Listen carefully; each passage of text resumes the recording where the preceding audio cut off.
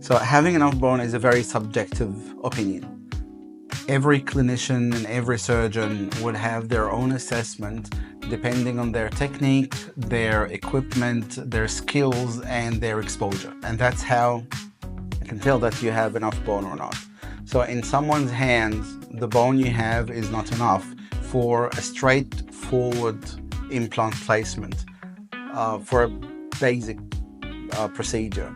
But some other more sophisticated techniques or skill demanding techniques might utilize different thicknesses of bone and different areas of bone, not just the normal bone that's available for teeth, but actually basal bone that's actually within the base of the skull that we can utilize to place implants, and it's actually much stronger than the normal bone available for standard implants.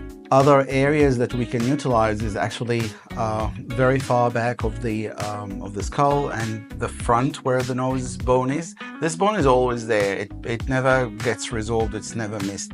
And for most of our cases, we don't need grafts. So doing all on X or other techniques like all on 4, all these stuff, they actually based on no bone grafting. Sometimes we supplement an implant with a bone graft to give it more thickness and more stability and durability.